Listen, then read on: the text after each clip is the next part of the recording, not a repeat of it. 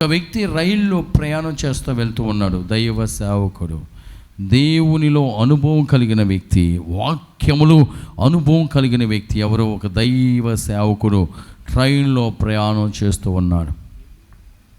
ట్రైన్లో ప్రయాణం చేస్తూ ఉన్నప్పుడు ఆయనకి మనసు ఆగక, అక్కడ చాలామంది ట్రైన్లో అంటే ప్రయాణం చేసే వాళ్ళు ఉంటారు కదా, ఆయన బోగులో ఆయన ముందు ఆయన పక్కన చాలామంది, ఒక 10 మంది దాకా ఉన్నారు. ఆయన ముందు ఆయన పక్కన ఇటు లెఫ్ట్ సైడ్ కొంతమంది 10 మంది 15 మంది కూర్చుని ఉన్నారు. కూర్చుని ఉంటే ఈయనకి మనసు ఆగట్లేదు. ఏంటంటే నేను వీళ్ళకి దేవుని సువార్తను బోధించాలి, దేవుని సువార్తను బోధించాలి. తాగుబోతాడు, సాయంత్రం 6 అయ్యే వారికి తాగాలి అనిపిస్తుంది. దొంగతనాలు చేసేవాడు దొంగతనాలు చేయాలి అనిపిస్తుంది. మూర్ఖుడు మూర్ఖంగా ప్రవర్తించాలనిపిస్తుంది. దేవుని నమ్ముకున్నవాడు దేవుని సువార్త బోధించాలి అనుకుంటాడు. ఎందుకంటే ఆయన దేవునిలో ఉంటాడు కాబట్టి, దేవుడు అతనితో ఉంటాడు కాబట్టి దేవుని సువార్త బోధించాలనుకుంటాడు. ఈ ట్రైన్లో వెళ్ళే వ్యక్తి ఇంకా దేవుని సువార్తను బోధించాలని లేచి దేవుని గురించి చెబుతూ ఉన్నాడమ్మా, మనం ఈ లోకంలో ఉన్నప్పుడే నిజ దేవుణ్ణి మనం తెలుసుకోవాలి. నిజ దేవుణ్ణి మనం తెలుసుకుంటే మనం పరలోక రాజ్యానికి వెళతాం. ఒకవేళ మనం చనిపోయి పాతిపెట్టబడితే యేసయ్య 2వ రాకడలో మన సమాధులన్నీ తెరవబడితే మళ్ళీ మనం జీవాన్ని పొందుకుంటాం. కాబట్టి నేనే సత్యము జీవము మార్గం అన్న యేసయ్యను మీరందరూ తెలుసుకోండి అని చెప్తే ఎదురుగుండగా ఆమెకు కోపం వస్తుంది. బాగా తిట్టేసి, నువ్వు చెప్తే మేము దేవుడిని నమ్ముకుంటావా? నువ్వు చెప్పకపోతే మేము దేవుడిని నమ్మవా? అది అయినా అనవసరంగా నువ్వేంటి ట్రైన్లో దేవుని సువార్తను బోధిస్తున్నావేంటి, నీకేమైనా పిచ్చెక్కిందా, కూర్చో అని బాగా తిట్టేసింది. సరే, ఎదుట ఆమె తిడుతుంది కదా, మనం ఆమెను డిస్టర్బ్ చేయటం ఎందుకు అనేసి ఆయన కూర్చున్న తర్వాత మళ్ళీ అతనిలో ఒక ప్రేరేపణ, దేవుని సువార్తను బోధించాలి. కూర్చోలేకపోతున్నాడు, ఖాళీగా కూర్చోలేకపోతున్నాడు. జనాన్ని చూసి ఏదో ఒక విధంగా మళ్ళీ నేను దేవుని మాటలు చెప్పాలి అనేసి మళ్ళీ అతను లేసి దేవుడి గురించి మాట్లాడుతూ ఉన్నాడు. మళ్ళీ దేవుని గురించి అతను చెప్తూనే ఉన్నాడు. ఒకసారి నేను ప్రసంగాలు చెప్తూ ఉంటాను, ఒక 5 మంది 10 మంది కూర్చున్నాం. చెప్పేసినారు, ఎంత చెప్పినా వేస్టే వీళ్ళకి అని అంటూ ఉంటారు జనాలు కొంతమంది. అంటే ఎందుకు ఫాదర్ గారు మీ ప్రేయస్ కానీ ఎందుకు అట్లా వాగి వీళ్ళకి చెప్తారు, వీళ్ళు మూర్ఖులు, వీరు ఎంత చెప్పినా వినరు, వేస్ట్ అని అంటానే ఉంటారు. మళ్ళీ నాకేమనిపిస్తుంది అంటే మళ్ళీ ఒకసారి చెప్తే బాగుంటుంది కదా, మళ్ళీ ఒకసారి బోధిస్తే బాగుంటుంది, మళ్ళీ ఒకసారి దేవుని మాటలు చెప్తే బాగుంటుంది. కానీ మళ్ళీ చెప్పినా వాళ్ళ దగ్గర నుంచి ఏ రెస్పాన్స్ రాదు. అసలు ఎంతైనా రెస్పాన్స్ రాదు, అంటే ఎంతైనా మారరు. మళ్ళీ చెప్తా, మళ్ళీ రెస్పాన్స్ రాదు. అంటే వాళ్ళు ఫిక్స్ అయిపోయి ఉంటారన్నమాట, ఇస్కరియోతు యోధాలాగా.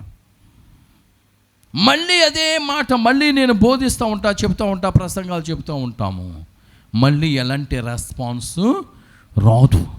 రాకపోయినా మళ్ళీ ప్రేరేపణ కలుగుద్ది. దేవుని మాటలు ఈసారైనా వీళ్ళు వింటారేమో, దేవుని మాటలు మళ్ళీ ఈసారైనా వీళ్ళు వింటారేమోనని మళ్ళీ మొదలెట్టి మళ్ళీ చెప్తానే ఉంటా.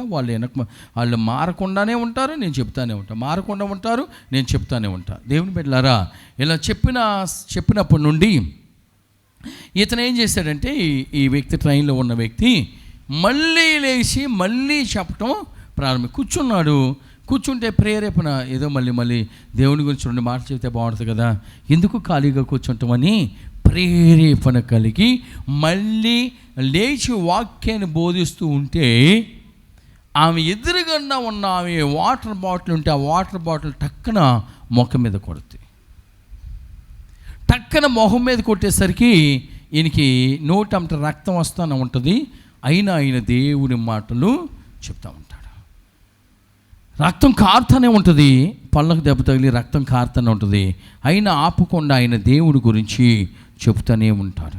ఇతను ఏం చేస్తున్నాడు, ఈ రైల్లో ప్రయాణం చేసి రక్తం కారుతూనే ఉంది. ఆ అమ్మాయి ఇంకొక బాటిల్ పెట్టి ఏదో పక్కన ఏదో ఉంటే మళ్ళీ సరతాన్ని మళ్ళీ రెడీ అయిపోయేసరికి వాళ్ళ పక్కన చిన్నపిల్లడు, మమ్మీ ఆయన కొట్టొద్దు అంటాడు. మమ్మీ అతను కొట్టొద్దు, రక్తం కారుతుంది, మమ్మీ నువ్వు అతను కొట్టొద్దు అంటాడు. అంతే. ఇవి వెళ్ళిపోయి ఆ దైవ సేవకుడి పాదాల పైన పడిపోతాయి.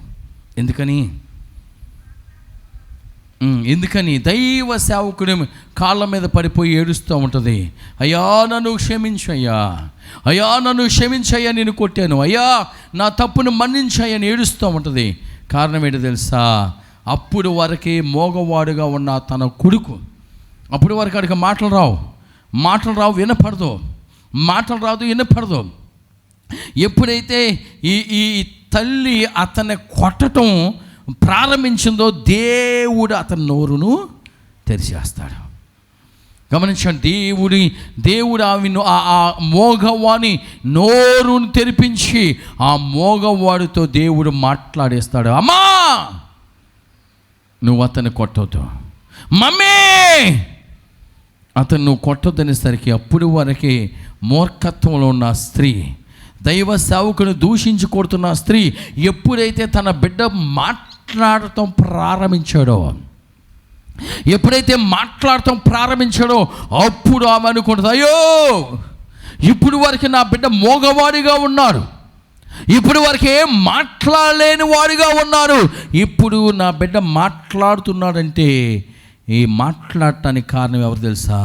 దేవుడు నా బిడ్డతో మాట్లాడి దైవ సేవకుని కొట్టొద్దు అని చెప్పిస్తున్నాడని వెంటనే ఆమె ఆ అద్భుతాన్ని గ్రహించి ఆ సేవకుడి మీద కాళ్ళ మీద పడయ్యా, నన్ను క్షమించయ్యా, నేను కొట్టి దూషించాను, నన్ను క్షమించయ్యా, ఈరోజు దేవుడు మోగవాడైన నా బిడ్డ ద్వారా దేవుడు నాతో మాట్లాడిస్తున్నాడని ఆమె చెప్పి ఆ సేవకుని దగ్గర క్షమాపణ పొందినప్పుడు ఆ సేవకుడు ఎంతో సంతోషించాడు.